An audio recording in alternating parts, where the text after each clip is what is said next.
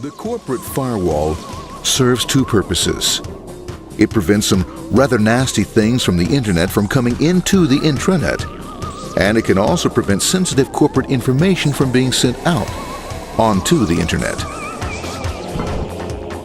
Once through the firewall, a router picks up the packet and places it onto a much narrower road, or bandwidth, as we say.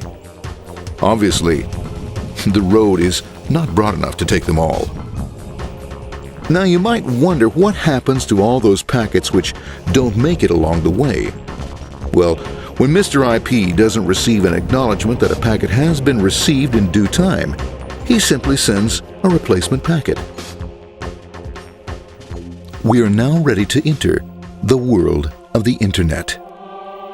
A spider web of interconnected networks which span our entire globe. Here, routers and switches establish links between networks. Now, the net is an entirely different environment than you'll find within the protected walls of your LAN. Out here, it's the Wild West.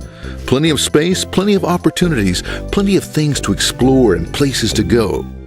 Thanks to very little control and regulation, new ideas find fertile soil to push the envelope of their possibilities. But because of this freedom, certain dangers also lurk.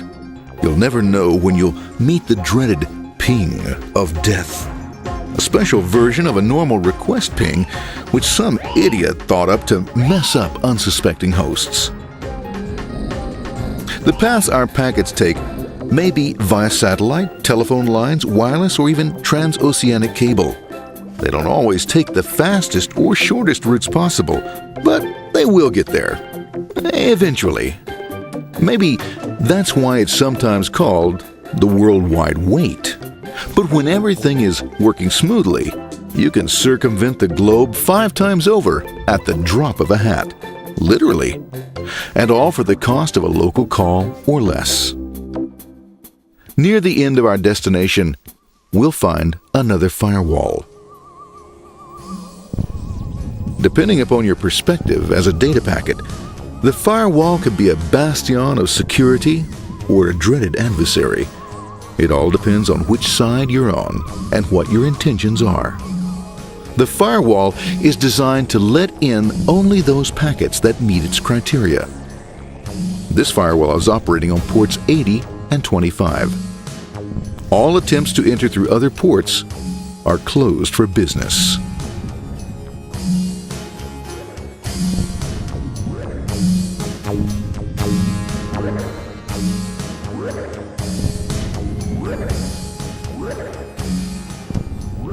Port 25 is used for mail packets,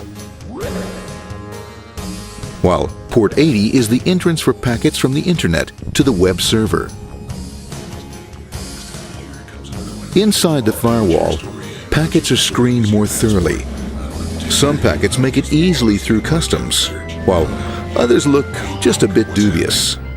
Now, the firewall officer is not easily fooled, such as when this ping of death packet tries to disguise itself as a normal ping packet. It's okay, go on, it's okay, no problem.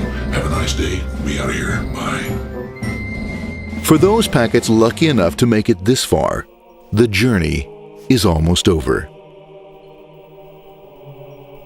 It's just a lineup on the interface to be taken up into the web server. Nowadays, a web server can run on many things, from a mainframe to a webcam to the computer on your desk, or why not your refrigerator? With a proper setup, you can find out if you have the makings for chicken cacciatore or if you have to go shopping. Remember, this is the dawn of the net. Almost anything's possible.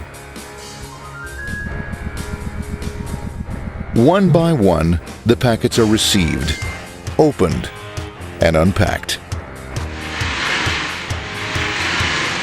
The information they contain, that is, your request for information, is sent on to the web server application.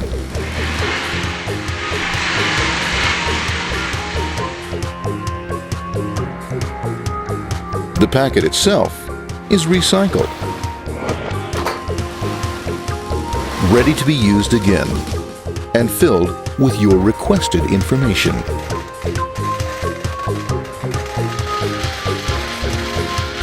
addressed, and sent out on its way back to you.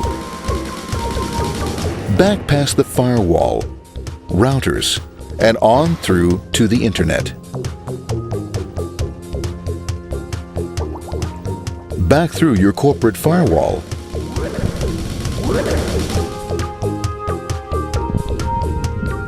And onto your interface. Ready to supply your web browser with the information you requested. That is, this film.